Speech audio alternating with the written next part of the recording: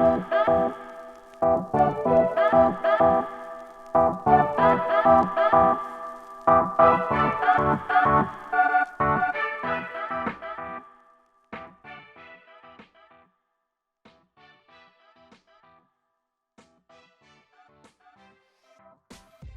it's interesting how we got into franchising. For example, I think back to the early days. I don't know if you know that we've been around for quite a while, actually about 25 years.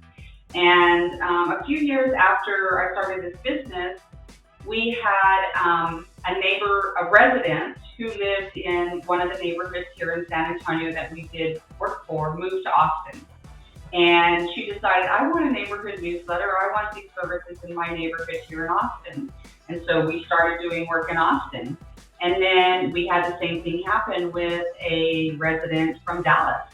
And she moved from San Antonio to Dallas, moved into her neighborhood there, and decided that she wanted to have our services in her neighborhood there in Dallas.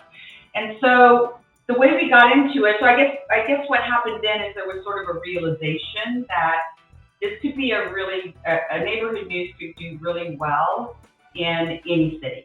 And as a result of those two changes, we started doing business in Austin, we started doing business in Dallas.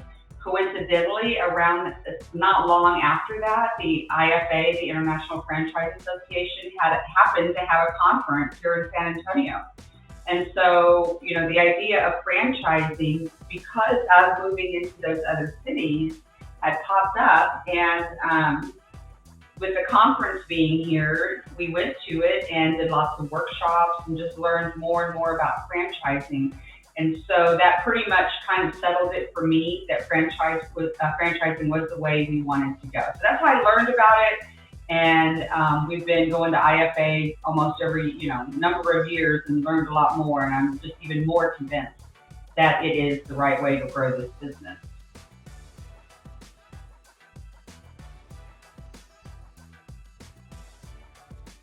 Well, one thing that I really love about this business, and then also I'll relate that to how franchising, how I love franchising as a form of expansion. But this business, Neighborhood News, is the concept for our franchise organization, Neighbor's Choice. So I may refer to Neighborhood News a few times, but basically, Neighborhood News is an organization that really connects residents to small business, to neighborhood leadership, to city leadership. It's really a connecting sort of force. And so as far as franchising goes, I believe that it's just an ideal franchise model for communities. And we're looking for that franchisee who knows their community, lives in their community, they don't have to necessarily be involved. They will become involved. They'll learn a whole lot about their neighborhoods and their community and leadership and just lots of, advertisers, small business, you name it. So I think it's an ideal situation, to have someone in a community, have this type of franchise. May not be true for all kinds of franchises, but for this particular franchise, I think that community person is ideal, and that really excites me. The idea of that and growing like that and finding that person, that really excites me. That is really what keeps me going. And so yeah, I think franchising lends itself to that, and I'm excited to get going.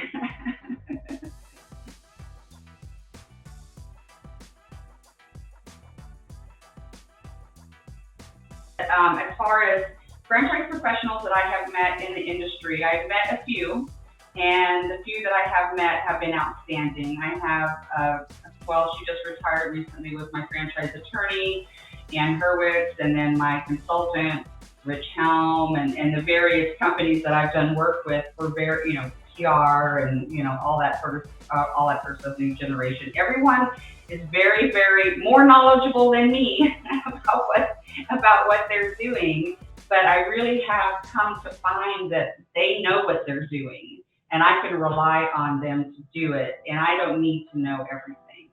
But I will say this, as far as a common sort of factor, I think that franchising is a lot like just a small business. It's an entrepreneurial spirit. And that entrepreneurial spirit is, about being persistent and being consistent and being reliable and being there. When you need to handle something, it's it's an everyday sort of thing. I mean, I definitely, I love my downtime, but if something happens on a Friday or Saturday or Sunday or something like that, I know it's probably just going to take a couple minutes and I need to pay attention to it. And so I do see that same kind of quality in the people that I've worked with so far. They've just been there and reliable, and it doesn't necessarily matter the day or the time or the whatever. They're getting it done, and I that's probably the most common factor that I can think of.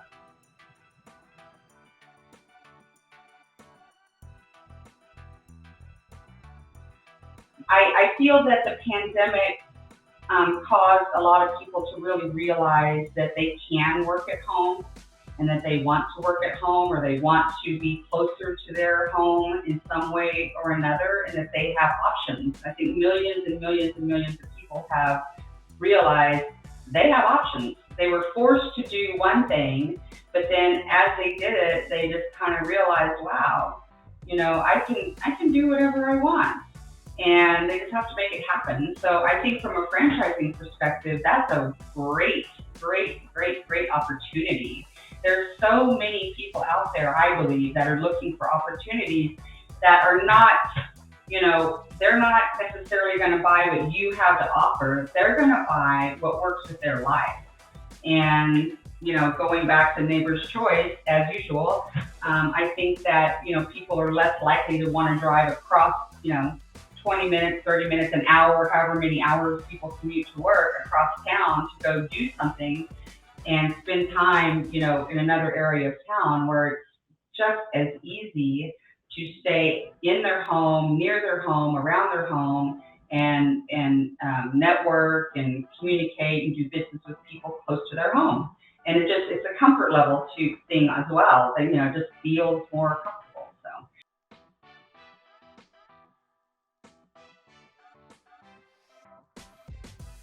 As far as just anybody of any age. It doesn't matter if you're in your 20s, it doesn't matter if you're in your 70s, every single thing in between. If there's something you want to do, just do it. One of the things that I've used in my life many, many times is I think of a ball, and in order to get something done, in my mind, I need to push that ball. I need to push that ball down the hill. And once you push the ball down the hill, it's just going to roll. And you may not even be able to stop it.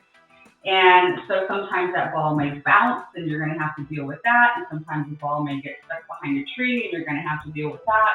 But if you can get to a point where you have a ball and you pushed it and it starts rolling, then you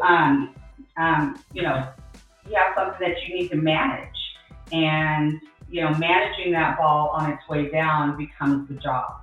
And then it's just a matter of where you go from there. It's taking every little twist and turn and bounce and getting stuck or whatever, and dealing with it and getting it where you want it to go. So I've used that a lot, and I guess that's where the saying "get the ball rolling" comes from. I don't know, but that's how that would be the advice I would give to somebody. And just building a website and sitting back, well, that's not getting the ball rolling. That's building a website. You have to push, and you may have to push the ball a lot, many times in different directions. But once you really make that real push and put yourself out there, then that ball can start rolling on its own, and everything just becomes easier.